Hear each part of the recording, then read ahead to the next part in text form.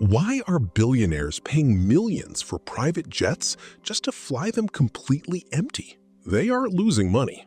They are running customs. Wait, what? They are running customs? Welcome to Wealthway, secret money lessons of the 1%. Exactly. Imagine you buy a luxury $5 million watch in Switzerland. If you fly commercial, customs hits you with a brutal 40% import duty. You just handed the government $2 million. So they buy a multi-million-dollar jet just to avoid a retail tax? So instead, they fly an empty private jet to Switzerland, pick up the goods, and land at a private terminal. Wait, the government seriously doesn't check the plane if it's empty? Exactly. Under international protocol, if a private jet lands with 0 passengers, it's flagged as a routine ferry flight.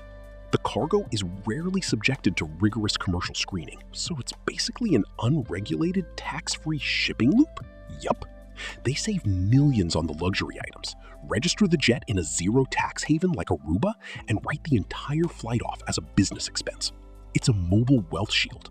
They use empty planes to move art, gold, and cash globally, completely untouched. Does every ultra-wealthy person know about this secret? Most people play the game. We teach you how to own it. Follow the Wealth Way.